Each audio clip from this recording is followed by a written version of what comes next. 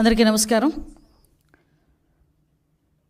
ఒక విష సంస్కృతి క్రియేట్ చేయడానికి, అదేవిధంగా ప్రజల్లో ఒక విషపు బీజాలు నాటడానికి ఇంతకుముందు సీఎంగా ఉండి 2019 నుంచి 24 వరకు సీఎంగా ఉండి ప్రజల చేత చేత్కరించబడి 11 సీట్లకే పరిమితమైన ఒక పులివెందుల ఎమ్మెల్యే జగన్మోహన్ రెడ్డి నిన్న మొన్న చూస్తూ ఉంటే ప్రభుత్వం మీద బురద చల్లడానికి, ప్రజల్లోని ఒక భయాన్ని క్రియేట్ చేయడానికి నంగనాచి కబుర్లు మాట్లాడడం చూస్తూ ఉంటే విడ్డూరం అనిపిస్తుంది.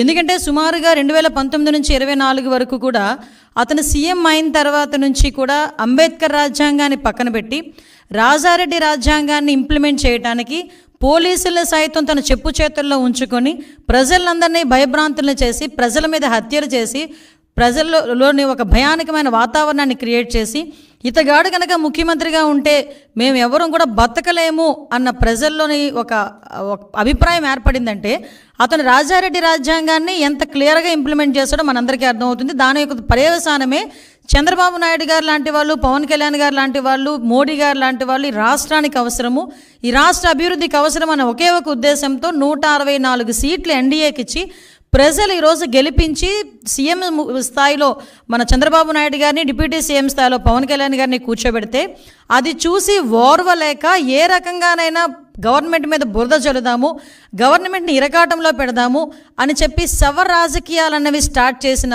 పరిస్థితి చూస్తూ ఉంటే జగన్మోహన్ రెడ్డి, పులివెందుల ఎమ్మెల్యే జగన్మోహన్ రెడ్డి నీకు సిగ్గనిపించట్లేదేమో కానీ ప్రజలందరూ కూడా చూసి సిగ్గుపడుతున్నారు.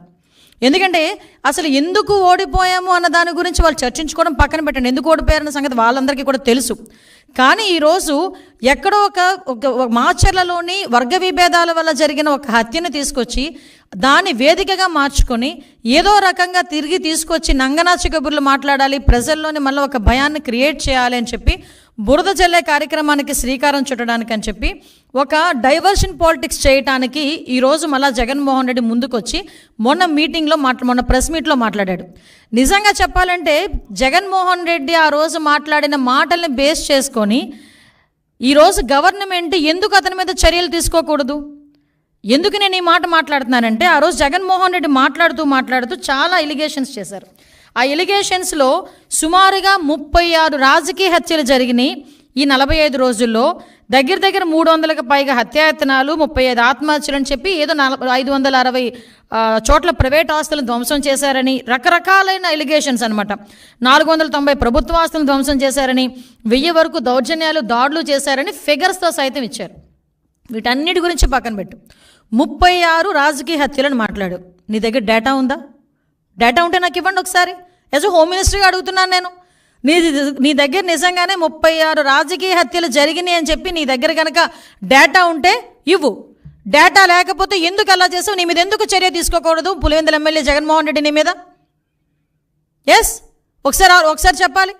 36 రాజకీయ హత్యలు కాదు, అసలు యాక్చువల్గా రాజకీయ హత్యలు అని చెప్పి ఏదైనా మాట్లాడుతుంటే రాజకీయ హత్యలు జరిగినవి 4.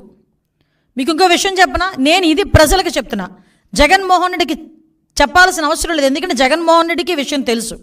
కానీ ఏదో రకంగా గవర్నమెంట్ మీద బురద జల్లాలి కాబట్టి, చంద్రబాబు నాయుడు గారి మీద బురద జల్లాలి కాబట్టి ఏదో రకంగా అడ్డదారి తొక్కైనా మళ్ళీ ఏదో రకంగా సీఎం కుర్చీలో కూర్చుని పోవాలని కలలకు అంటున్నాడు కాబట్టి ఈరోజు మా మీద బురద చల్లడానికి 36 రాజకీయ హత్యలు, 300 మంది దాడులు, అవి ఇవని చెప్పి ఫిగర్స్ సైతం చెప్తున్నాడు.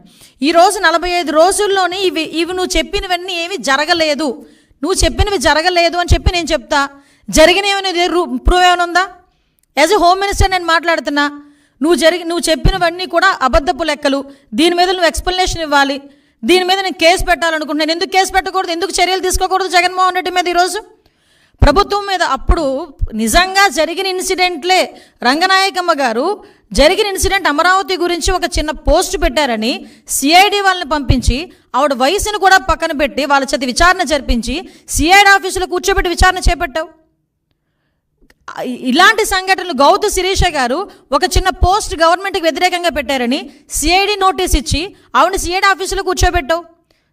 చింతకాయల విజయ్ గారిని ఇలా చాలామంది మా టీడీపీ లీడర్లని కాకుండా జనసేన లీడర్లని కూడా గవర్నమెంట్ మీద యాడ్వర్స్గా తప్పుగా ఒక పోస్ట్ పెడితేనే, నిజం అయినప్పటికీ కూడా తప్పుగా మీకు వ్యతిరేకంగా ఒక పోస్ట్ పెడితేనే సిఐడి ఆఫీసులను తీసుకొచ్చి నువ్వు కూర్చోబెట్టి చర్యలు తీసుకొని మా మీద ఎంక్వైరీలు వేసావు. ఈ రోజుకి కేసులు నడుస్తున్నాయి, ఈ రోజుకి కేసులు సంబంధించి కోర్టుల చుట్టూ తిరుగుతున్నారు.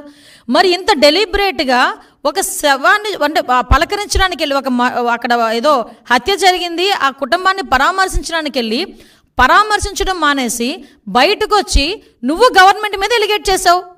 ఎలిగేట్ చేసేటప్పుడు ఎన్ని హత్యలు జరిగినాయి అని ఇలాగని చెప్పి తప్పుడు లెక్కలు నువ్వు ఎందుకు ఆధారాలు చూపించాలి? ఈరోజు నేను చెప్తున్నా, ఒక హోమ్ మినిస్టర్గా ఇక్కడ పొలిటికల్ మర్డర్స్ అనేవి 4 జరిగినాయి.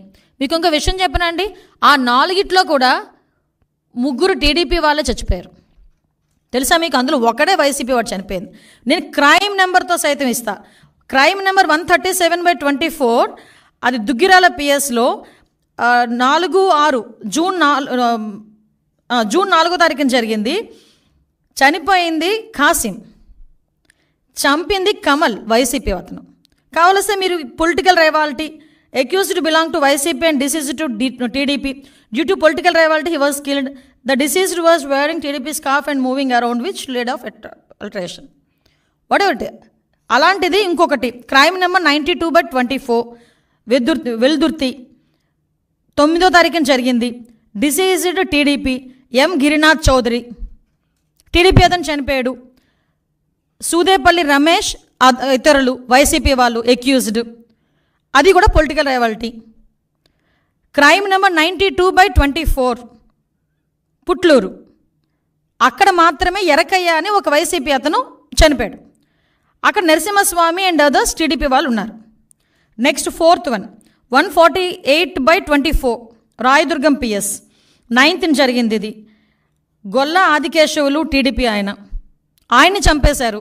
ఎవరు? వైసీపీ వాళ్ళు, కేశవరెడ్డి అండ్ అదర్స్. ఇవన్నీ కూడా పొలిటికల్ మర్డర్స్ జరిగినవి 4. ఆ 4లో 3 చనిపోయింది టీడీపీ వాళ్ళు.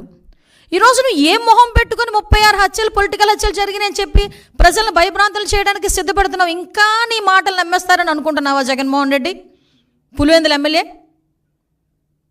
ఇంకా నీ మాటలు నమ్మేస్తారని జనాలు అనుకుంటున్నావా? దీనికి ఒక ప్రైమ్ మినిస్టర్కి నువ్వు లెటర్ రాసి రాష్ట్రపతి దగ్గరికి వెళ్ళి రాష్ట్రపతి పాలన విధించాలి, ఇక్కడ రాజ్యాంగం అన్నది భ్రష్టు పట్టిపోయిందని నువ్వు మాట్లాడుతున్నావు కదా. అసలు విషయం చెప్పను ఒకసారి. ఆంధ్రప్రదేశ్ హైకోర్టు తమరు 2019లో పీఠం ఎక్కిన తర్వాత 2020లోనే ఇక్కడ కాన్స్టిట్యూషనల్ బ్రేక్ డౌన్ జరుగుతుందని డైరెక్ట్గా హైకోర్టు ఆ రోజు మాట్లాడింది. దీనికేం సమాధానం చెప్తావు? ఆ రోజు 14 సంవత్సరాల సీఎం తర్వాత ఇప్పుడు మళ్ళీ సీఎంగా ఉన్నారు చంద్రబాబు నాయుడు గారు. ఏ రోజైనా అతని హయాంలో, అతని అడ్మినిస్ట్రేషన్లో ఇలాంటి కామెంట్ ఏ కోర్టు అయినా ఎవరైనా చేయగలిగారా? ఒకసారి చెప్పండి. నువ్వు పీఠం ఎక్కిన ఒక సంవత్సరంలోనే, సీఎం అయిన సంవత్సరంలోనే ఆంధ్రప్రదేశ్ హైకోర్టు ఇలా మాట్లాడింది నీ మీద. ఇది అథెంటికేషన్.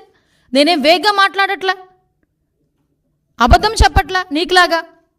అంటే నువ్వు ఈరోజు పొలిటికల్గా మన కాన్స్టిట్యూషన్ బ్రేక్ డౌన్ అవుతుందని చెప్పి రాష్ట్రపతి పాలన విధించాలని ఏకంగా మాట్లాడుతున్నావంటే నీకు ఎంత తహతహగా ఉందో అధికార పీఠంలో కూర్చుని పోవడానికి నాకు అర్థం. అంటే అధికారం కోల్పోయి నెల రోజులకే ఏ రకంగానైనా దొడ్డిదారిని ఎలా అయినా వెళ్ళిపోవాలని ప్రజల్ని మభ్యపెట్టడానికి నువ్వు చేస్తున్న మైండ్ గేమ్ క్లియర్గా జనాలకు అర్థం కావాలనే ఉద్దేశంతోనే నేను ఈరోజు ప్రెస్ ముందు కూర్చున్నాను. ఈరోజు ఎవడైనా పరామర్శకి వెళ్ళి అమ్మ ఎలా జరిగింది, ఎంతమంది పిల్లలు, ఏంటి నీ పోషణ ఏంటి, నా మనిషివి కదా, నీకు ఎంత కాంపన్సేషన్, పార్టీ నుంచి ఎంత కాంపన్సేషన్ ఇస్తాను, ఇలాంటివి మాట్లాడాలి. అతగాడు ఏం మాట్లాడాడండి? నీకు అమ్మఒడి వచ్చిందా, అమ్మఒడి నేను ఉంటే ఇచ్చేవాడిని, వసతి దీవెని ఇచ్చేవాడిని, ఇప్పుడు చంద్రబాబు నాయుడు గారు అవన్నీ ఇచ్చారా, అవన్నీ అయినాయా, ఇవన్నీ మాట్లాడతాడు ఎవడైనా? మైండ్ దొబ్బిందని తెలుసు. మరీ ఇంతలాగా జగన్మోహన్ రెడ్డికి పరామర్శ అంటే నేను ఎందుకు క్లియర్గా ఎక్స్ప్లెయిన్ చేస్తున్నానంటే అతను పొలిటికల్గా ఒక ప్లాట్ఫామ్ గురించి ఎత్తుక్కుంటున్నాడు. దానికి మాచర్ల అనే ఇష్యూని క్రియేట్ చేసుకున్నాడు. వినుకొండ అనే ఇష్యూని క్రియేట్ చేసుకున్నాడు. ఆ వినుకొండలో జరిగిన ఇన్సిడెంట్ గురించి పర్టికులర్గా దాని మీద ఏదో రకంగా వెళ్ళి బురద జల్లాలనే ఉద్దేశంతో అతను వెళ్ళి అక్కడ మాట్లాడాల్సిన మాటలు మానేసి, హత్య జరిగిన చోట రషీద్ గురించి మాట్లాడడం మానేసి, రషీద్ గారి తాలూకా కుటుంబం గురించి మాట్లాడడం మానేసి ఫోటోలు చూపిస్తున్నాడు. ఎస్, నేను ఉన్నట్టే ఫోటోలు చూపించావు. ఫోటోలు చూపించినప్పుడు ఏం చెప్పావు? ఎమ్మెల్యే గారు భార్యకి కేక్ తినిపించావు, 10 సార్లు నొక్కి నొక్కి నొక్కి నొక్కి చెప్పావు. మా వాళ్ళు సోషల్ మీడియాలో వేస్తున్నారు, భారతి గారితో ఫోటో ఉంది అతనికి సెల్ఫీ. మరి ఎమ్మెల్యే గారి తాలూకా ఒక్క జిలానీనే హత్య చేశాడు, జిలానీనే అరెస్ట్ చేశారు, మిగతా వాళ్ళందరినీ ఎందుకు అరెస్ట్ చేయలేదు? ఇతనితో ఇంతమంది ఫోటోల్లో ఉన్నారు అని నువ్వు అన్నప్పుడు భారతి గారిని కూడా అరెస్ట్ చేయాలా? నిన్ను కూడా అరెస్ట్ చేయాలి, ఎందుకంటే నీతో కూడా సెల్ఫీ ఉంది. నేను చూపించమంటే చూపిస్తా. భారతి గారితో సెల్ఫీ ఉంది, ఎందుకంటే ఇంతకుముందు మీ పార్టీలో చాలా యాక్టివ్ పార్టిసిపెంట్ కదా. వాళ్ళ మధ్యలో ఉన్న వర్గ విభేదాలతో ఒకరినొకరు అక్కడ చంపుకోవడం అనేది తప్పు. నేను దానికి ఏకీభవించట. చంపుకోవడం అనేది ఎట్టి పరిస్థితుల్లో అంత బ్రూటల్గా చంపడం అనేది తప్పు. ఇమ్మీడియట్గా అరెస్ట్ జరిగింది, రిమాండ్కి పంపించాం. ఎక్కడ కూడా ఎటువంటి ఇబ్బంది కలగకుండా చూసుకున్నాం. నువ్వు వెళ్ళి రెచ్చగొడుతున్నావు, మళ్ళీ అక్కడికి వెళ్ళి వినుకుండా నువ్వు వెళ్ళి అక్కడ రెచ్చగొట్టి నువ్వు మళ్ళీ తిరిగి మాట్లాడితే పరిస్థితి వచ్చిందంటే ఒకసారి నీ తాలూకా మైండ్ సెట్ ఒకసారి ఆలోచించు. నువ్వు మళ్ళీ ఈరోజు ఎంత దారుణం అంటే గవర్నర్ గారి దగ్గరికి వెళ్తావట. ఓ పని చేయండి, గవర్నర్ గారి దగ్గరికి వెళ్ళేటప్పుడు మీరు కూల్చేసిన భవనాలు, అదేవిధంగా ఇక్కడ డీజీపీ ఆఫీస్ పక్కన, ఎందుకు ఈ ఎగ్జాంపుల్ చెప్తున్నానంటే డీజీపీ ఆఫీస్కి కరెక్ట్గా 1 కిలోమీటర్ దూరంలో ఉన్న పార్టీ ఆఫీస్ మీద నువ్వు దాడి చేసావు. ఈరోజు చంద్రబాబు నాయుడు గారు చలో ఆత్మకూరు పెడితే అక్కడికి వెళ్ళి చంద్రబాబు నాయుడు గారి ఇంటి గేట్లకి వెళ్ళి పెద్ద పెద్ద రాడ్లు తాడ్లు కట్టి బంధించావు. చంద్రబాబు నాయుడు గారి ఇంటి మీదకి నీ తాలూకా ఎమ్మెల్యే ప్రమోషన్ గురించి చంద్రబాబు నాయుడు గారి ఇంటి మీద జోగి రమేష్ వెళ్ళి దాడి చేశాడు. ఇలాంటి సంఘటనలు మా తోట చంద్రయ్య అనే బీసీ వ్యక్తిని జై జగన్ అన్నందుకు పీక కోసి చంపేశావు. మరి వీటన్నిటి మీద మేము ఎవరి దగ్గరికి వెళ్ళాలి? ఆ రోజు మేము ఇల్లు ఉండాలి. ఆ రోజు ఇవన్నీ మేము ఆ రోజు ఇలాంటి సంఘటనలు మేము కూడా ఒక బుక్ వేసాం. ఆ రోజు జరిగిన సంఘటనలన్నీ నేను అథెంటికేషన్గా ఉమెన్ ప్రెసిడెంట్గా ఉండేటప్పుడు మహిళా కమిషన్ చైర్పర్సన్ దగ్గరికి వెళ్ళి అమ్మ ఇంతమంది మీద అఘాయిత్యాలు జరిగినాయి, ఇంతమంది మీద హత్యలు జరిగినాయి, విత్ క్రైమ్ నెంబర్స్ నేను తీసుకెళ్ళి ఇచ్చాను. నీ దగ్గర అలాంటి అథెంటికేషన్ ఏదైనా ఉందా? నీ దగ్గర అలాంటి ప్రూవ్ ఏమైనా ఉందా? తీసుకొచ్చి చూపించు. నేను ఈరోజు హోమ్ మినిస్టర్ హోదాలో అడుగుతున్నాను. నేను మానేసి వేగ్గా మైక్ ఉంది కదా, నాకు ఒక ఛానల్ ఉంది కదా, నోటుకు వచ్చినట్టు మాట్లాడతాను, ప్రిపేర్ అయ్యి వచ్చాను, ఎవడు మధ్యలో అడ్డగించొద్దు, ఎవడు మధ్యలో ఆపొద్దు అని చెప్పి నోటుకు వచ్చినట్టు మాట్లాడేస్తానంటే ఎందుకు చట్టం ఊరుకోవాలి అని అడుగుతున్నా. ఆ రోజు నువ్వు ఎవరినైతే ఉపయోగించుకొని, పోలీసులను ఉపయోగించుకొని ఎంతమంది మీద ఇబ్బంది పెట్టావు. ఈరోజు పోలీసులకి సంబంధించి నేను చూస్తూ ఉంటే నిజంగా చాలా బాధ అనిపిస్తూ ఉంది నాకు. వాళ్ళ పరిస్థితి ఏంటా అంటే ఈరోజు కనీసం పోలీసు వ్యవస్థ ఒక ఇన్వెస్టిగేషన్కో, మీకు విషయం చెప్పాలండి, ఇక్కడ ఫోరెన్సిక్ ల్యాబ్ కేవలం అమరావతిలో ఉన్న పాపానికి దానికి సంబంధించి డబ్బులు కూడా ఇవ్వలే, తెలుసా మీకు? మళ్ళీ ఈరోజు మేము 9 కోట్ల సెంట్రల్ గవర్నమెంట్ నుంచి తెచ్చుకున్నాం. దానికి ఒక అమరావతిలో ఉన్నది అన్న ఒకే ఒక పాపానికి అమరావతిని కిల్ చేయాలి కాబట్టి అక్కడ జరిగే ఫోరెన్సిక్ ల్యాబ్ను కూడా మీరు కిల్ చేసేసావు. ఒక వెహికల్స్ లేవు, సీసీ కెమెరాస్ లేవు, మెయింటెనెన్స్ లేదు, ఈవెన్ ఫింగర్ అథెంటికేషన్ అది లేదు. వాటన్నిటికీ కూడా ఈరోజు అంటే అన్నీ కూడా నిర్వీర్యం చేసి కేవలం నీ దగ్గర నీ కాపలాకి 1000 మంది పోలీసులను ఇంటి దగ్గర పెట్టుకొని నువ్వు రోడ్డు మీద వెళ్తే పరదాలు కట్టడానికి, నువ్వు రోడ్డు మీద వెళ్తే చెట్లు నరగడానికి, నువ్వు రోడ్డు మీదకి వెళ్తే బారికేడ్ చేయడానికి, నీకు కాపలా చేయడానికి మాత్రమే 5 సంవత్సరాలు పోలీసులను ఉపయోగించుకున్నావు. దాంతోపాటు టీడీపీ లీడర్స్ దగ్గర ఎవరు ఇంట్లోంచి బయటకు రాకుండా ఉండడానికి. ఈ నెల రోజుల్లో చంద్రబాబు నాయుడు గారు అవుట్డోర్ ప్రోగ్రామ్స్ ఎన్ని చేశారండి? ఎక్కడైనా పరదాలు కట్టారా? ఎక్కడైనా బ్యారికేడ్ వేసారా? ఏ వైఎస్ఆర్సీపీ లీడర్నైనా ఇంట్లో పెట్టి బంధించామా? ఎక్కడైనా ఎవరినైనా హౌస్ అరెస్ట్ చేసావా? మరి ఎందుకు నువ్వు ఆ రోజు అలా చేయలేకపోయావు? ఈరోజు చంద్రబాబు నాయుడు గారు డెలిబరేట్గా యాజ్ పర్ ప్రజాస్వామ్యం ప్రకారం అతను ఎక్కడికైనా వెళ్తున్నప్పుడు కూడా ఎక్కడ కూడా ప్రజలకు ఇబ్బంది లేకుండా చేసుకునే పరిస్థితి చేసుకుంటున్నారు. ఇందులో నువ్వు రాష్ట్రపతి పాలన ఎక్కడ అడుగుతావు? నువ్వు చైల్డ్ అబ్యూజింగ్స్ మాట్లాడుతున్నావు. నీ హయాంలో గురించి క్రిమినల్స్ ఏదైతే మహిళల మీద దాడులు, మహిళల మిస్సింగ్లు చూసుకుంటే క్రైమ్ రిపోర్ట్ ప్రకారం కూడా, నేషనల్ క్రైమ్ రిపోర్ట్ ప్రకారం కూడా చూసుకుంటే తమరి హయాంలో డబుల్ అయినాయి.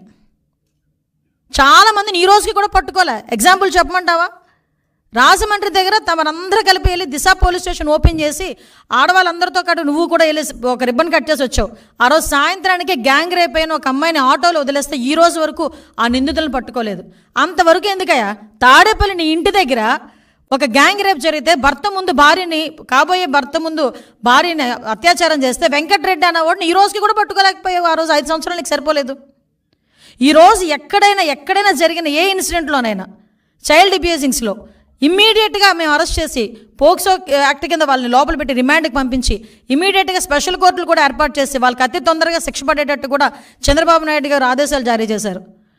జగన్మోహన్ రెడ్డి నిన్ను ఒకటి అడుగుతున్నా, లాస్ట్ 5 సంవత్సరాలు సీఎంగా ఉన్నావు కదా, రమ్య హత్య కేసు గురించి నువ్వు మాట్లాడలే, స్నేహలత హత్య కేసు గురించి మాట్లాడలే, ఆఖరికి అనూష హత్య కేసు గురించి నువ్వు మాట్లాడలే, నీ నియోజకవర్గంలో జరిగిన నాగమ్మ హత్య కేసు గురించి కూడా నువ్వు ఏ రోజైనా మాట్లాడేవా నోరిప్పి?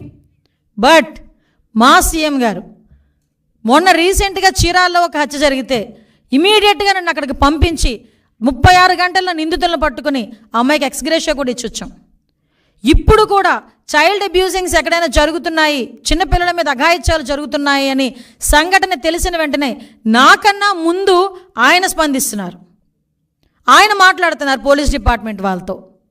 అది అడ్మినిస్ట్రేషన్ అంటే. అసలు ఏ రోజు కూడా ఈవెన్ గాంజా మీద కానీ చిన్నపిల్లల మీద హత్యలు రేపుల మీద కానీ ఏ రోజైనా హోమ్ డిపార్ట్మెంట్ని కూర్చోబెట్టి ఒక రివ్యూ అయినా చేసావా? నువ్వు ఈరోజు లా అండ్ ఆర్డర్ గురించి మాట్లాడుతూ ఉంటే, నీతులు చెప్తా ఉంటే సిగ్గు అనిపించట్లేదా? మేము సిగ్గుపడాలా ఈరోజు? ఇది నేను ప్రజలకి చెప్పాలి ఈ విషయాలన్నిటి. నేను ఎంత దారుణంగా మా మీద బురద చల్లడానికి, మన మీద బురద చల్లడానికి ఎందుకు మన అన్నారంటే, ఈరోజు ప్రజలందరూ కూడా మ్యాండేట్ ఇచ్చి ఈరోజు చంద్రబాబు నాయుడు గారిని కూర్చోబెట్టారు. అంటే చంద్రబాబు నాయుడు గారి మీద ఒక మాట మాట్లాడుతున్నారంటే ప్రజలందరి మీద కూడా మాట్లాడినట్టే. చంద్రబాబు నాయుడు గారు is not a common man. CM ఆయన, రాష్ట్ర ముఖ్యమంత్రి, ప్రజల చేత ఎన్నుకోబడిన రాష్ట్ర ముఖ్యమంత్రి. మీకు ప్రూవ్ ఉంది, మాట్లాడండి, మేము సరిదిద్దుకుంటాం. ఎస్, ఇది ఇలా జరుగుతుంది, మీరు చెప్పండి, నిజమైతే కనుక మేము యాక్షన్ తీసుకుంటాం. యాక్షన్ తీసుకోకపోతే మీరు మాట్లాడండి. అంతేగాని ఒక వర్గ విభేదాల మధ్యలో జరిగిన వినుకొండ ఇష్యూని బేస్ చేసుకొని ఈరోజు ఒకసారి అక్కడికి వచ్చి కూర్చొని నేను నాకు నోటుకు వచ్చినట్టు మాట్లాడతానని మాట్లాడి దాన్ని ప్లాట్ఫామ్ కింద తీసుకొని జగన్మోహన్ రెడ్డి ఉండుంటే వసతి దీవెన వచ్చేది. అరే అసలు నువ్వు ప్రమోషన్ ఏంటి నాకు అర్థం కాదు. జగన్మోహన్ రెడ్డి వచ్చింటే వసతి దీవెన వచ్చేది, జగన్మోహన్ రెడ్డి వచ్చింటే అది వచ్చేది, జగన్మోహన్ రెడ్డి ఇది వచ్చేది అని నువ్వు ఒక ప్లాట్ఫామ్ క్రియేట్ చేసుకుని దాని దగ్గర మాట్లాడడానికి ప్రయత్నం చేస్తున్నావు తప్పించి నిజంగా ఒక కన్సెంట్తో మాట్లాడే పరిస్థితి ఎక్కడ కూడా కనిపించలే. అంత దూరం వచ్చావు, ఫోటోలు చూపించావు, అది చేసావు, ఇది చేసావు, నీ నాయకుడు అంటున్నావు, నీ కార్యకర్త అంటున్నావు, నీ దగ్గర బోల్డ్ ఆస్తుంది, రూపాయి ఎందుకు ఇవ్వలేకపోయావు? తోట చంద్రయ్య చనిపోయినప్పుడు ఆర్థిక సహాయం చేయలేదు తెలుగుదేశం పార్టీ. నాకు తెలిసి 25 లక్షలు 30 లక్షలు ఇచ్చారు, ఇంకా ఎక్కువ ఇచ్చినట్టున్నారు, దగ్గర ఎక్కువ ఇచ్చారు. అంటే నేను ఎందుకు చెప్తున్నానంటే, నువ్వు నిజంగా భుజాన్ని వేసుకొని నీ కార్యకర్తని భుజాన్ని వేసుకొని ఆ రోజు వచ్చేసి శాంతి భద్రతల గురించి, లా అండ్ ఆర్డర్ గురించి, ఆటవిక పరిపాలన సాగుతుందని నీ నోట్ నుంచి అలాంటి మాటలు వస్తుంటే, అలవాటుగా వచ్చేస్తుంటే అలాంటి మాటలు నిజంగా నవ్వొస్తుంది. ఈరోజు నేను ఒకటే చెప్తున్నా, అప్పీల్ చేస్తున్నా పబ్లిక్కి కూడా, దయచేసి ఒక్కసారి మీరు కూడా ఆలోచన చేయండి. ఒక రాక్షసుడు, ఒక సైకో పరిపాలన చేసిన వ్యక్తి సొంత సీఎం కుర్చీలో కూర్చోవటానికి సొంత బాబాయిని కూడా హత్య చేయించిన వ్యక్తి, సీఎం కుర్చీలో కూర్చోవటానికి ఒక దళిత యువకుడిని కోడికత్తి నెపంతో, కోడికత్తి శ్రీను, ఆ కోడికత్తి నెపంతో ఒక హత్య కావాలని అతని మీద హత్యా ప్రయత్నం చేయించుకొని 5 సంవత్సరాలు కూర్చున్న వ్యక్తి, కనీసం అతన్ని విడిపించడానికి ఏదో ఒక్కరోజు కోర్టుకు వెళ్ళినా కూడా అతనికి బెయిల్ వస్తుందంటే 5 సంవత్సరాలు కూడా బెయిల్ రాకుండా చేసిన వ్యక్తి ఈరోజు మన దగ్గరకు వచ్చి నీతులు చెప్తున్నాడు. మళ్ళీ సీఎం కుర్చీలో కూర్చోడానికి గులకరాయి వేషాలు వేశాడు. అవన్నీ కూడా ప్రజలకు తెలిసినాయి. అఫ్కోర్స్ అదృష్టం కొద్దీ అది ఎవరు కూడా నమ్మలేదు. ఒక సొంత బాబాయిని హత్య చేసినప్పుడు హత్య చేయించిన వ్యక్తిని అవినాష్ రెడ్డిని ఈ తప్పు చేసుండకపోవచ్చు, నాకు తెలిసి చేసుండకపోవచ్చు అని ఒక వ్యక్తిని, అనుమానాస్పదంలో ఉన్న ఒక వ్యక్తి గురించి ఒక సీఎం పొజిషన్లోని ఒక స్టేట్మెంట్ ఇవ్వగలిగాడంటే అతని తాలూకా సైకో నేచర్ ఒకసారి ఆలోచించండి. అలాంటి వ్యక్తి సొంత చెల్లి ఈరోజు నాకు న్యాయం చేయండి అని వివేకానంద రెడ్డి సొంత బాబాయ్ హత్య చేస్తే న్యాయం చేయండి అంటే 5 సంవత్సరాల్లో కనీసం ఒక స్టెప్ ఫార్వర్డ్ అవ్వలే. పాపం ఆ అమ్మాయి బయటకు వచ్చి, పాప సునీతమ్మ బయటకు వచ్చి మళ్ళీ సిబిఐ ఎంక్వైరీ వేసుకొని ఢిల్లీ చుట్టూ తిరిగి నాకు ప్రాణాపాయం ఉంది, నన్ను రక్షించండి మొర్రో అని ఢిల్లీ నడివీధుల్లో నీ రక్తం పంచుపుట్టుకుని ఒక సొంత చెల్లి మాట్లాడింది. నువ్వు ఈరోజు ఆటవిక పరిపాలన గురించోనో లేకపోతే ఇలాంటి మాటలు మాట్లాడి లా అండ్ ఆర్డర్ గురించి 45 రోజులకే స్టేట్మెంట్లు ఇస్తున్నావు, ఢిల్లీలోకి వెళ్ళి కూర్చొని ధర్నా చేస్తున్నావు. ఎస్ రా, నేను వస్తాను ఢిల్లీ. నువ్వేం చేసావు 5 సంవత్సరాల్లో, నీ 45 రోజుల్లో మేమేం చేసావు మేము చెప్పుకుంటాం. అప్పుడు వివేకానంద రెడ్డి హత్య గురించి చెప్పానంటే ఢిల్లీలో కూర్చొని ఈరోజు ఎంతమంది ఆత్మహత్యలు జరిగినాయి, ఎంతమంది హత్యలు జరిగినాయి, మా వాళ్ళ మీద ఎంతమంది మీద అఘాయిత్యాలు జరిగినాయి, టీడీపీ వాళ్ళ మీద, టీడీపీ ఆఫీస్ మీద దాడి జరిగింది, దాని గురించి మాట్లాడమనండి. సీఎం చంద్రబాబు నాయుడు గారి ఇంటి మీద, ఎక్స్-సీఎంగా ఉండేటప్పుడు చంద్రబాబు నాయుడు గారి ఇంటి మీద దాడి జరిగింది, దాని గురించి మాట్లాడమనండి. చంద్రబాబు నాయుడు గారు అమరావతి చూడడానికి వెళ్తే రాళ్ళు విసిరితే భావ స్వేచ్ఛ ప్రకటన ఆ రోజు. ఈరోజు ఆటవిక పరిపాలన. మేము ఎవరి మీద రాళ్ళు వేసామా? ఎవరి మీదనా? నువ్వు ఎప్పుడైనా రోడ్డు మీదకి వచ్చావు, నిన్న మాచెల్లు వినుకొని వెళ్ళావు, నీకెవరిని అడ్డగించారా? ఆఖరికి మొన్న ఎవరిని ఆ పిన్నెళ్ళి అతన్ని తీసుకెళ్ళి పరామర్శించడానికి జైలుకి వెళ్ళావు, ఎవరిని అడ్డగించారా?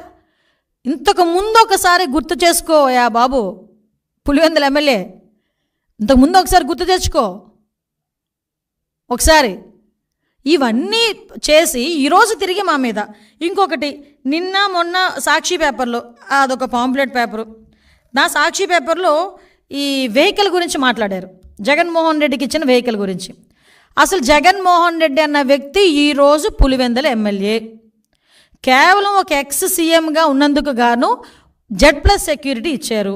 గుర్తుపెట్టుకోయా, నీకు Z+ సెక్యూరిటీ ఇచ్చారు, టాటా సఫారీ ఇచ్చారని చెప్పి బాధపడిపోయావు. అవునులే, నీకున్న ఆస్తికి టాటా సఫారీ అంటే ఎక్కడ లెక్క ఉండదు అనుకో, అది వేరే విషయం. కానీ 2019లో నువ్వు సీఎంగా ఎక్కిన తర్వాత అప్పుడు ఎక్స్-సీఎం అయిన చంద్రబాబు నాయుడు గారికి, అప్పటికి 14 సంవత్సరాల ముఖ్యమంత్రి అయిన వ్యక్తి, అటువంటి వ్యక్తికి నువ్వు ఇచ్చింది టాటా సఫారీయే. ఈరోజు మీకు ఇచ్చింది నేను టాటా సఫారీయే. ఆ టాటా ఎలాగోలాగా గవర్నమెంట్ మీద బురద చల్లాలనే ఉద్దేశంతో ఈరోజు ఇది చేసే ప్రయత్నం ఇది. అంటే వెహికల్ కూడా సరిగా ఇవ్వలేదని ప్రజల్లో ఒక క్రియేట్ చేయడానికి నువ్వు చేసిన ఒక డ్రామా ఇది. ఆ రోజు చంద్రబాబు నాయుడు గారికి ఇంకో విషయం చెప్పనా, ఆ రోజు చంద్రబాబు నాయుడు గారికి నువ్వు ఇచ్చింది టాటా సఫారీ. ఈరోజు కూడా ఒక సీఎంగా ఉన్న వ్యక్తి హైదరాబాద్ వెళ్ళినా, ఢిల్లీ వెళ్ళినా టాటా సఫారీ ఎక్కుతారు, బుల్లెట్ ప్రూఫ్ కారు. ఒక ఎక్స్-సీఎంగా నీకు ఒక bullet proof car Tata safari ఇచ్చారు. నీకు ఎక్కడ తక్కువ చేశారు? నీకు నచ్చలేదు. ఎందుకు నచ్చలేదు? బయట ఉన్న ప్రజల్ని కనిపించట్లేదు, నీ ఎక్స్ప్రెషన్స్ కనిపించట్లేదు, నీలో నా మహా నటుడు కనిపించట్లేదు. నువ్వు బాధపడిపోయి నువ్వు వేరే కారు ఎక్కావు. నువ్వు వేరే కారు ఎక్కినా కూడా బీపీ కార్ వెనకాతలు వచ్చింది, నీ వెనకాతలు తిరిగింది. అది ఎక్కడ కూడా ప్రోటోకాల్ కూడా వైలేట్ చేయలేదు, నీకెక్కడ కూడా సెక్యూరిటీ తగ్గించలేదు, నిన్నెక్కడ కూడా ఇబ్బంది పెట్టలేదు, నీ ఇంటి మీదకి ఎవడు దాడికి రాలేదు, నువ్వు ఎక్కడికైనా వెళ్తానంటే పోలీసులతో తాడులు కట్టలేదు. సో ఎక్కడ ఆటవిక పరిపాలన జరిగిందో ఒక్కసారి నేను చర్చించుకోవాలి. ఈరోజు ఈ సిచ్యువేషన్స్ అన్నిటి గురించి కూడా నువ్వు వెళ్తున్నావు. సెక్యూరిటీ విషయంలో గురించి చూద్దాం. అసలు యాక్చువల్గా సెక్యూరిటీ రివ్యూ కమిటీ అని చెప్పి SRC అని ఒకటి ఉంటుంది, అందులోనే IB GID 2 ఉంటాయి. వాళ్ళు ఫిక్స్ చేస్తారు ఎంత ఎవరికి ఎలాంటి సెక్యూరిటీ కావాలి, ఎవరికి ఎలాంటి సెక్యూరిటీ ఇవ్వాలి అనేది వాళ్ళు ఫిక్స్ చేస్తారు. సో వాళ్ళ ఫిక్సేషన్ ప్రకారం కూడా నువ్వు వెహికల్ ఎక్కావు, నీకు బీపీ వెహికల్ నీకు పంపించారు, సఫారీ పంపించారు, అది దిగిపోయావు. నీకు థ్రెట్ లేదా? రేపు పొద్దున్న ఏం చేస్తావు? ఎవడో నీ మనిషి ఏదో రాయి విసిరించుకుంటావు. నీకు అలవాటు కదా గులకరాలతో ఆడుకోవడం, కోడికత్తులతో ఆడుకోవడం. ఒక రాయి విసిరించుకుంటావు. అదిగో చంద్రబాబు నాయుడు గారు చేయించారని చెప్పి మళ్ళీ మాట్లాడడానిక? మరి ఎందుకు బీపీ కారు నువ్వు దిగావు? నీకు థ్రెట్ లేదనా? బీపీ కారు ఎందుకు దిగాల్సి వచ్చింది? నీ కారు ఎందుకు ఎక్కాల్సి వచ్చింది? అంటే ఏదో రకంగా గవర్నమెంట్ మీద బురద చల్లాలి. ఇంకొక విషయం చెప్తా, ఎప్పుడైతే మనోడు 24న ఎప్పుడో ఐ థింక్ కొంతమంది ఏదో మీడియాలో చూశాను, 24న ఎప్పుడో ఢిల్లీలోకి వెళ్ళి ధర్నా చేస్తాడంట బుధవారం. అతను ఢిల్లీలో ఎందుకు చేస్తున్నాడు తెలుసా? మరి 22వ తారీఖు నుంచి అసెంబ్లీ ఉంది కదండి, అసెంబ్లీలో వస్తే మన బండారం బయటపడిద్ది. ఈ 10 రోజుల నుంచి కూడా చంద్రబాబు నాయుడు గారు ప్రతి డిపార్ట్మెంట్ నుంచి కూడా వైట్ పేపర్స్ రిలీజ్ చేస్తూ ఉంటే అందులో మనోడు తాలూకా భాగోతాలు, భూభాగోతాలు, దందాలు అన్నీ బయటకు వస్తూ ఉంటే ప్రజల్లో ఒక చర్చ జరుగుతుందని, ఒక డైవర్షన్ పాలిటిక్స్ తీసుకోవటానికి, ఒక వర్గ విభేదాల మధ్య జరిగిన ఒక హత్యని బేస్ చేసుకొని బురద చల్లే ప్రయత్నం చేయడానికి ఈరోజు కిందకు వచ్చాడు. ఈయన లైమ్లైట్లోకి బయటకు వచ్చి ఈరోజు మాట్లాడుతున్నాడు. 23-24లో శ్వేతపత్రం లా అండ్ ఆర్డర్ మీద, గాంజా మీద, డ్రగ్స్ మీద అసెంబ్లీలో ప్రవేశపెట్టడానికి చంద్రబాబు నాయుడు గారు ఈరోజు అసెంబ్లీలో ప్రవేశపెట్టడానికి సిద్ధపడ్డాం. నీకు దమ్ముంటే ఇక్కడే ఆటవిక పరిపాలన జరిగిపోతుంది, ఇలా జరిగిపోతుంది, అలా జరిగిపోతుంది అని నువ్వు అనుకునుంటే, నిజంగా నీ మనసాక్షికి నువ్వు అనుకునుంటే దమ్ముంటే అసెంబ్లీకి రా, అసెంబ్లీలో మాట్లాడేసుకుందాం. నువ్వు వెళ్ళి ఆ రోజు వెళ్ళి అసెంబ్లీ అయిపోయిన తర్వాత కూడా ఢిల్లీకి వెళ్ళొచ్చు. అసెంబ్లీ పీరియడ్లోనే ఢిల్లీకి వెళ్ళాల్సిన అవసరం ఏం లేదు కదా. ఉన్న 11 మందిని నీతో కలిపి 11 మందిని కూడా ఎందుకు అటువైపు తిప్పేది? రమ్మని అసెంబ్లీకి, వాళ్ళకి అసెంబ్లీకి వెళ్ళాలి, నా దాస్తోనే కదా ఎమ్మెల్యేలకి నెగ్గేది. రమ్మని అసెంబ్లీకి కూర్చోండి, అసెంబ్లీలో చంద్రబాబు నాయుడు గారు చెప్తారు, అందులో ఒకటి అబద్ధం అని కానీ ఒకటి నిజం లేదని కానీ ఏదైనా ఒకటి చెప్పమానండి దమ్ముంటే. నేను ఛాలెంజ్ విసురుతున్నా, రా అసెంబ్లీకి రా నీకు దమ్ముంటే. ఈరోజు నీ మీద నువ్వు ఇన్ని అబద్ధాలు మాట్లాడుతుంటే నేను ఒకటే అడుగుతున్నా, అక్కడ జగన్మోహన్ రెడ్డి అవనేయండి, వేరేవాడు ఎవడైనా అవనేయండి, గవర్నమెంట్ మీద తప్పుడు ఆరోపణలు చేస్తే కేసులు పెట్టడానికి కూడా వెనుకాడం, చట్టపరమైన చర్యలు తీసుకోవడానికి కూడా ఎట్టి పరిస్థితులను వెనుకాడం. ఎవడైనా సరే, అక్కడ జగన్మోహన్ రెడ్డి, పులివెందుల ఎమ్మెల్యే జగన్మోహన్ రెడ్డి ఉన్నాడా, సమ్ ఎక్స్ ఉన్నాడా మాకు అనవసరం. ఎందుకు ఒకటే చెప్తున్నా, RRR గారు ఉన్నారండి, రఘురామకృష్ణరాజు గారు, ఎందుకు ఆ రోజు నువ్వు తీసుకెళ్ళి కొట్టించి చంపించేద్దామని కూడా ఆలోచన చేసి రకరకాలైన విన్యాసాలు చేసి అతను తీసుకెళ్ళి అరెస్ట్ చేసావు? ఒక ఎంపీని, సిట్టింగ్ ఎంపీని. TV5 మూర్తి గారు ఉన్నారు, ఆయన మీద ఎందుకు రాజద్రోహం కేసు పెట్టావు? అసలు రాజద్రోహం కేసు అన్నదే లేదు. అసలు యాక్చువల్గా రాజద్రోహం కేసు అనేది నువ్వు చెప్పినట్టు నువ్వు పెట్టినట్టు ఉంటే కనుక ఫస్ట్ ఈరోజు కేసు బుక్ చేయబోయేది రాజద్రోహం కేసు నీ మీదే ఫస్ట్ బుక్ చేయబోయేది. ఆ రోజు ప్రతి ఒక్కరి నోళ్ళు నొక్కి డిపార్ట్మెంట్ని తొత్తుల కింద వాడుకొని ఈరోజు తిరిగి చంద్రబాబు నాయుడు గారి మీద, ఎన్డీఏ కూటమి మీద బురద చల్లి నేను గవర్నర్ దగ్గరికి వెళ్తాను, గవర్నర్ గారి దగ్గరికి ఇవన్నీ కాదు నేను కొన్ని ఇస్తాను. నాగమ్మ హత్య కేసు గురించి ఏమైందో చెప్పు. నాగమ్మ ఫ్యామిలీ దగ్గరికి వెళ్ళగలిగావా? పులివెందెల్లో నాగమ్మని హత్య చేశారు, ఎందుకు నీ కోట్లు వేసిందే కదా పాప నాగమ్మ, కనీసం ఇంటికైనా వెళ్ళగలిగావా? పోనీ సీఎం స్థాయిలో వెళ్ళలేకపోయావు, మరి మొన్ననే వెళ్ళలేకపోయావా? ఒక్కళ్ళ గురించి మాట్లాడలేక, ఒక్కళ్ళ గురించి ఏంటది దానికి కనికరం చూపించకుండా, కన్సర్న్ చూపించకుండా ఈరోజు రాజకీయంగా ఏదో రకంగా బురద చల్దామని నోటికి వచ్చినట్టు మాట్లాడుతున్నాం. మేము ఒకటే చెప్తున్నా, ఈరోజు గాంజా విషయంలో మొన్న మన వినుకొండ ఇష్యూలో కూడా వాళ్ళ ఎక్స్ఎమ్మెల్యే చెప్పాడు గంజాయి మత్తులో చంపాడని.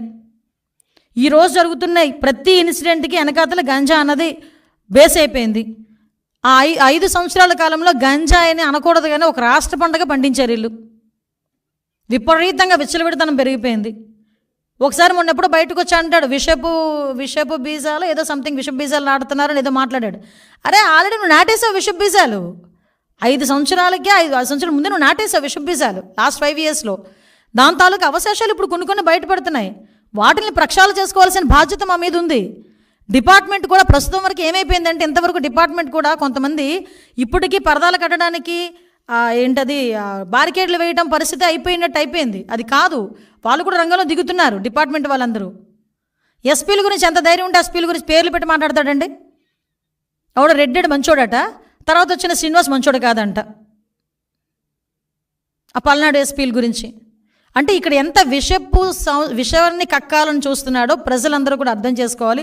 దయచేసి ఒకటే చెప్తున్నానండి, ఈరోజు రాజారెడ్డి రాజ్యాంగాన్ని ఆ రోజు అమలుపరిచి ఈరోజు చంద్రబాబు నాయుడు గారు యాజ్ పర్ రూల్ ప్రకారం వెళ్తూ ఉంటే మాట్లాడుతున్నాడు. సంక్షేమ కార్యక్రమాలు అమలు చేయలేదు, దానికి వేరే ప్లాట్ఫామ్ ఉంది, వేరే రకంగా మాట్లాడుకోవచ్చు. ఇది ఎందుకు రెండు కలిపేసి నాన్న రచ్చ చేసేసి ఏదో రకంగా నీ ఫ్రస్ట్రేషన్ అందరూ బయటపడేసుకుంటాం. నేను మాత్రం ఒకటే చెప్తున్నానండి, ఎవరైనా సరే గవర్నమెంట్కి వ్యతిరేకంగా కాదు, గవర్నమెంట్ని టార్గెట్ చేస్తూ తప్పుడు సమాచారాలతో మాట్లాడితే గనక అది జగన్మోహన్ రెడ్డి అవనేయండి, ఏ రెడ్డి అవనేయండి, ఎవడైనా అవనేయండి, చట్టపరమైన చర్యలు తీసుకోబడతాయి. చట్టపరంగా వాళ్ళ మీద చర్యలు తీసుకుంటామని క్లియర్గా మాత్రం చెప్తున్నాం.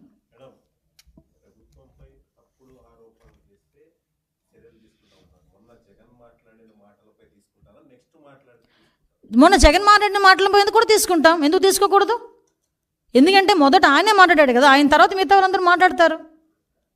ఆయన మాట్లాడినప్పుడు మేము ఊరుకున్నాం అనుకోండి, మిగతా వాళ్ళు వచ్చి మాట్లాడతారు. మేము ఎందుకు ఆ ఛాన్స్ ఇవ్వాలి? మేము తప్పు చేస్తే మీరు అన్నట్టు మేము మాట్లాడకుండా ఊరుకోవచ్చు. మేము తప్పు చేయలే, ఇక్కడ తప్పు జరగల. నోటుకొచ్చినట్టు 1000, 2000, 400, 460 అని చెప్పి నోటుకొచ్చిన అంకెలు చెప్పేసి ఏది పడుతుంది మాట్లాడేస్తే ఎవరు ఊరుకుంటారు? ఊరుకోవాల్సిన అవసరం లేదు కదా.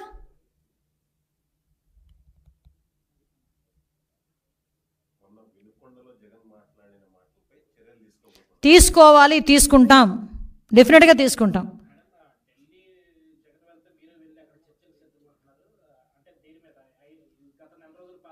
కాదండి, లాస్ట్ 5 years గురించి కూడా మాట్లాడాలి కదా. నేను ఏమంటానంటే, ఇది 45 రోజుల విషయం గురించి మాట్లాడుతున్నావు. బాబాయ్ హత్య కేసు నుంచి కోడికత్తి శ్రేణి దగ్గర నుంచి మొదలు పెట్టుకుందాం. అంతకుముందు నుంచి నీ తాలూకా నేర చరిత్ర అంతా తీయట్లే, సంతోషించు. నీ తాలూకా నేర చరిత్ర అప్పటి నుంచి తీసుంటే కనుక గ్రంథాలు అవుతాయి. నేను రెడీ. అరే దేనికి నేను భయపడాలి? యాజ్ పర్ రూల్ ఈ రోజు వరకు ఎక్కడైనా చైల్డ్ అబ్యూజింగ్ జరిగిన చోట కానీ, హత్యలు జరిగిన చోట కానీ ప్రతి దగ్గర కూడా వెంటనే ఇమ్మీడియట్గా అరెస్టులు చేసి రిమాండ్కి పంపించారు. పోక్సో యాక్ట్ సంబంధించి ప్రత్యేక కోర్టులు చిన్నపిల్లల మీద జరిగిన అఘాయిత్యాల మీద ప్రత్యేక కోర్టులు ఏర్పాటు చేస్తామని సాక్షాత్తు మన సీఎం గారు బయటకు చెప్పారు. దీని మీద ఎంత ధైర్యం ఉంటే ఈరోజు ఒక సీఎం గారు ఈరోజు వైట్ పేపర్ రిలీజ్ చేయాలండి? లా అండ్ ఆర్డర్ విషయంలో మేము తప్పు చేయలేదు కాబట్టి లాస్ట్ గవర్నమెంట్లో జరిగిన సిచ్యువేషన్స్ అన్నింటిని ఎక్స్ప్లెయిన్ చేయాలి. ఈరోజు బీసీలు కేవలం 300 మందిని హత్య చేశారు. దాని గురించి వస్తాడు రాడు కనుక్కోండి ఒకసారి. ఎస్సీలను ఎంతమందిని ఇబ్బంది పెట్టాడు, బీసీలను ఎంతమందిని ఇబ్బంది పెట్టాడు. ఒక ఆడపిల్ల అరే మా అక్కని ఏడిపించొద్దని చెప్పిన పాపానికి కిరోసిన్ పేస్ట్ తగిలెట్టేశాడే. పేరుచేరలోని ఇదే వైఎస్ఆర్సీపీ నాయకుడు ఒక మైనర్ బాలికని వ్యభిచార కూపంలోకి పంపించాడు. 6 నెలల తర్వాత ఆ పిల్ల ఇంటికి చేరి అలోలక్షణం ఏడిస్తే ఇవి ఆ రోజు అప్పటి వరకు కూడా చర్యలు లేవు. ఒకరిని కూడా అరెస్ట్ చేయలేదు. ఇలాంటివి సంఘటనలు చాలా ఉన్నాయి. మేము చెప్పాలంటే ఎక్కడ కూడా ఏమీ దొరకట్లేదని ఒక్క వినుకొండ ఇష్యూని చేతిలో పట్టుకొని ఏదో రాద్ధాంతం చేయడానికని చూసి అక్కడేమో కన్ఫ్యూజన్ క్రియేట్ చేస్తున్నాడు. వాళ్ళతో ఫోటోలు ఉన్నాయి, వీళ్ళతో ఫోటోలు ఉన్నాయని. నేను చూపించిన లాస్ట్ 5 సంవత్సరాల్లోని జరిగిన ప్రతి క్రైమ్లోని కూడా జగన్మోహన్ రెడ్డితో ఒక ఫోటో ఉంటుంది వాళ్ళది. ప్రతి క్రైమ్లోని జగన్మోహన్ రెడ్డిని అరెస్ట్ చేయాలి అతను చెప్పినట్టు కనుక చేస్తే. ముఖ్యంగా వివేకానంద రెడ్డి హత్య కేసులోనే చేయాలి ఆయన్ని కూడా.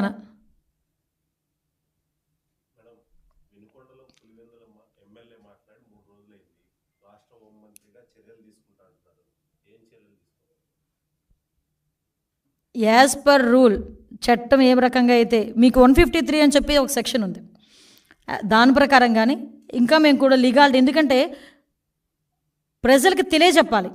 అరే మీరు మాట్లాడుతున్న విషయంలో ప్రూవ్ ఉంటే నిజమైతే మాట్లాడచ్చు, నిజం కాకుండా బురద చల్లే ప్రయత్నం చేస్తే కనుక ఎలాంటి వాడికైనా చర్యలు తప్పవు అన్న ఇండికేషన్ అయితే డెఫినెట్గా వెళ్ళాలి పబ్లిక్కి, ముఖ్యంగా మా పార్టీ వాళ్ళకి. కాబట్టే వాళ్ళ మీద ఎటువంటి చర్యలు తీసుకుంటాం. పోలీస్ డిపార్ట్మెంట్ వాళ్ళు ఆ పనిలోనే ఉన్నారు.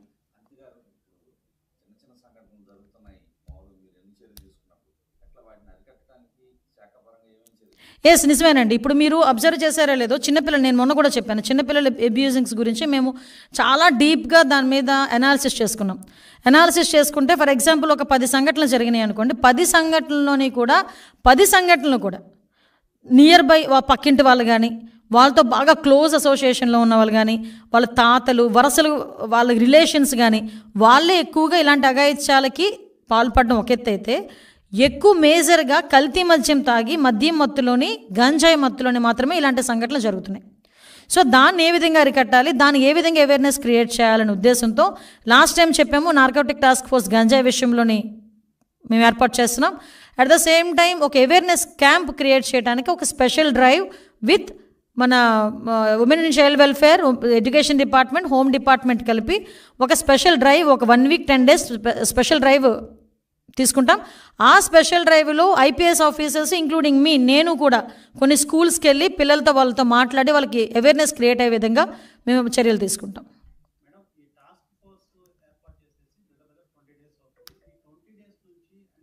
టాస్క్ ఫోర్స్ ఇంకా ఏర్పాటు చేయలేదండి. టాస్క్ ఫోర్స్ ఏర్పాటు చేస్తామని చెప్పాము. 1 or 2 డేస్లో టాస్క్ ఫోర్స్ ఏర్పాటు చేసేస్తాము. దానికి స్పెషల్గా ఒక ఆఫీసర్ని అలాట్ చేయాలి, స్పెషల్ ఆఫీసర్ని అలాట్ చేయాలి, ఒక ఐపీఎస్ ఆఫీసర్ని అలాట్ చేయాలి, డిఎస్పీ స్థాయిలో అడిషనల్ ఎస్పీ స్థాయిలో వ్యక్తులను అందులో అలాట్ చేయాలి. దీనికి ఒక లీగాలిటీ ప్రకారం చేయాలి కాబట్టి దానికి ఒక టైం తీసుకుంటున్నాం అంతే. అది డెఫినెట్గా జరుగుతుంది. At the same time within 1 week 4-5 డేస్లో 2 డేస్లో టోల్ ఫ్రీ నెంబర్ వస్తుంది. దానికి ఇంటర్నల్గా ఇక్కడ మనకి బిఎస్ఎన్ఎల్ కానీ దేనికైనా టైప్ చేయాలి. ఓవరాల్గా టోల్ ఫ్రీ నెంబర్ కూడా ఒక 4-5 డేస్లో టోల్ ఫ్రీ నెంబర్ కూడా ఇస్తాం. డీజీ స్థాయి అధికారి, అడిషనల్ డీజీ స్థాయి అధికారి వస్తారు, ఒక ఐజీ స్థాయి అధికారి వస్తారు.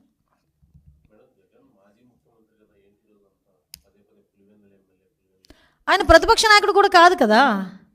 సో నేను ఎందుకు, ఆయన ఎమ్మెల్యేనే కదా ఇప్పుడు, అందుకే ఎమ్మెల్యే అన్నాను. ఇప్పుడు చంద్రబాబు నాయుడు గారు ముఖ్యమంత్రి అండి, చంద్రబాబు నాయుడు గారు ముఖ్యమంత్రి అంటాం కానీ ఆయన ఎప్పుడు అప్పుడు మాజీ మధ్యలో లేరు కదా, మాజీ ముఖ్యమంత్రి అనం కదా.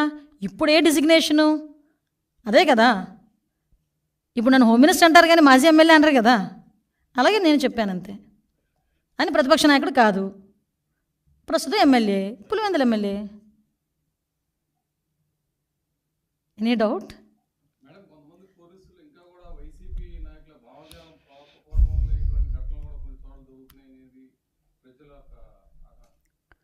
లేదండి, ఇందాక మీరు చెప్పినట్టు ఒకటైతే క్లియర్, ఇంతవరకు 5 సంవత్సరాలు పోలీస్ డిపార్ట్మెంట్ పరిస్థితి ఏమైపోయిందంటే, తెలుగుదేశం పార్టీ ఇళ్ళ దగ్గర మేము వెళ్ళి కాపలాలు కాసామా, ఉదయాన్నే వెళ్ళి వాళ్ళని అరెస్టులు చేసామా, హౌస్ అరెస్టులు చేసామా, బారికేడ్లు కట్టామా, 990 మంది వెళ్ళి జగన్మోహన్ రెడ్డి ఇంటి దగ్గర కాపలా కాసామా, ఇదే వాళ్ళకు వచ్చింది.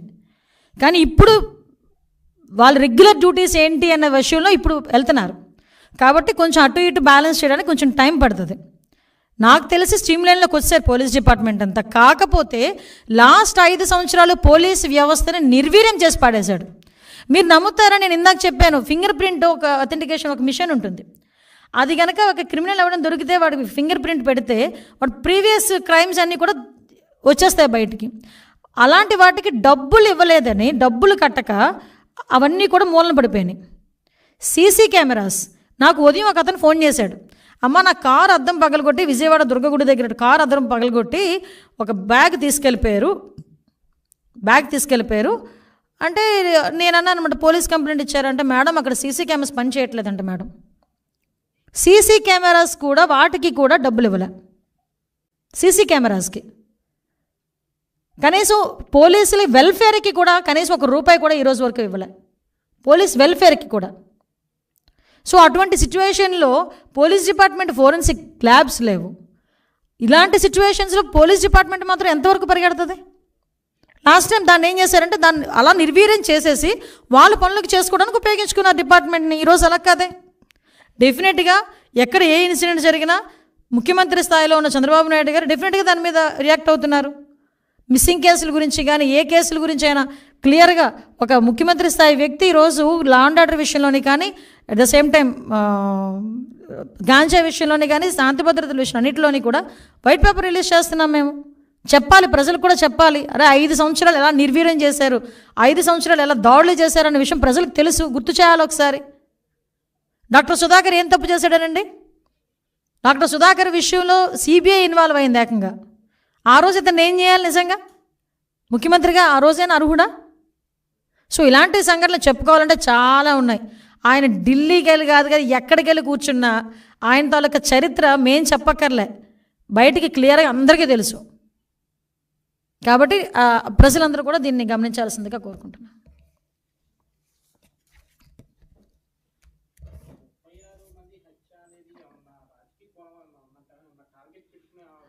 లేదండి, ఆయన నోటుకు వచ్చింది మాట్లాడాడు. ముందు 31 అన్నాడు. మనం అంత బుర్రలేదు, ఏదో నోటుకు వచ్చి మాట్లాడేసి బుర్ర అంటించేద్దాం, తర్వాత వాళ్ళే కొడుకుంటారు అనే ఫీలింగ్లో ఉంటాడు జగన్మోహన్ రెడ్డి ఇప్పుడు కూడా. ముందు 31 అన్నాడు, క్లియర్గా చూడండి. అది వెనకాత నుంచి కాదు 36 అని ఎవరు ఇంటి ఇచ్చారు. 36 అన్నాడు. 36 రాజకీయ హత్యలు అంట. చెప్పనండి ఎక్కడ రాజకీయ హత్యలు ఏమి ఉన్నాయి? 1000 మంది 1000 బిల్డింగ్లో కూలగొట్టేశారు, ఏంటది రెడ్ బుక్ ఓపెన్ చేసేశారు, ఈ రకంగా మాట్లాడాడు. క్లియర్గా ఉంది కుట్ర ఆలోచన. అతగాడు ఏమనుకుంటాడంటే, నేను ఏం చెప్పినా ప్రజలు నమ్మేస్తారు, లా అండ్ ఆర్డర్ విషయంలోనే కనుక ఇలా పదే మాట్లాడితే కనుక ప్రజలు నమ్మేస్తారు అనుకుంటున్నాడు. నేను చెప్తున్నాను కదండి, గవర్నర్ని కాదు రాష్ట్రపతి గారిని కలిసేటప్పుడు కూడా ఒకటే విజ్ఞప్తి చేస్తున్నా పులివెందుల ఎమ్మెల్యేకి, అయ్యా వివేకానంద రెడ్డి హత్య గురించి అందరి గురించి ఎందుకు, మీ బాబాయ్ సొంత హత్య గురించి ఏదో కనుక్కో ఒకసారి వెళ్ళి గవర్నర్ గారి దగ్గరికి వెళ్ళి. నేను కాదని చెప్పట్లే, వెళ్ళి లాస్ట్ 5 సంవత్సరాల్లో జరిగిన సంఘటనల గురించి కూడా మాట్లాడు, నీ హయాంలో జరిగిన క్రైమ్ గురించి కూడా మాట్లాడు. ఒక వర్గ విభేదాల వల్ల జరిగిన హత్యను తీసుకొచ్చి రాజకీయ కోణం పెట్టించి టీడీపీ వైఎస్ఆర్సీపీ అని చెప్పి ముద్రేసి దాన్ని బేస్ చేసుకొని ఈరోజు శాంతి భద్రతలు కరువైపోయాయని చెప్పి మాట్లాడి గవర్నర్ గారి దగ్గరికి, ప్రధానమంత్రి దగ్గరికి, రాష్ట్రపతి దగ్గరికి వెళ్తున్నారంటే ఒక్కసారి ఆలోచన చేసుకోవాలి. డీసీపీ ఆఫీస్ పక్కన ఉంచుకొని ఈ టీడీపీ ఆఫీస్ మీద పెడతారంట. పట్టాభి గారి ఇంటికి వెళ్ళి ధ్వంసం చేస్తారు, పట్టాభి గారి ఇల్లు ధ్వంసం చేస్తారు, మా తెలుగుదేశం పార్టీ వాళ్ళ మీద దాడులు చేస్తారు, కొడతారు, చంపుతారు, ఇవన్నీ చేశారు. వీళ్ళు వెళ్ళి ఈరోజు ఏదో నంగనాచాశాలు వేస్తారంటే ఎవరు ఊరుకుంటారండి? ఎస్, ఎగ్జాక్ట్లీ అదే కుట్ర. వాళ్ళు ఎలా ఫీల్ అవుతున్నారంటే, శాంతి భద్రతలు లేవు అనేది క్రియేట్ చేసేస్తే సెంట్రల్ గవర్నమెంట్కి ఇలాంటివన్నీ ఎవడో ఎందుకు పనికి మాలినోడి చేత 2-3 ట్విట్టర్లో వేయించుకుంటాడు, ప్రజలందరూ ఇలాగే చేసేస్తున్నారు, ఇలాగే జరిగిపోతుందని చెప్పేసి ఒకటి క్రియేట్ చేసేసి దాన్ని వాడుకుందామని అనుకుంటున్నాడు. అంతకు మించి ఇక్కడ చంద్రబాబు నాయుడు గారి పరిపాలన ఎలా ఉంటుందో అందరికీ తెలుసు. తీసుకోవాలి, డెఫినెట్గా తీసుకుంటాం. అందుకే కదా ఇందాక చెప్పాను, గవర్నమెంట్ మీద తప్పుడు ఆరోపణలు ఎవరైనా చేసినా వాళ్ళు శిక్షకు అర్హులు, కంపల్సరీగా చట్టపరమైన చర్యలు తీసుకోబడతాయి.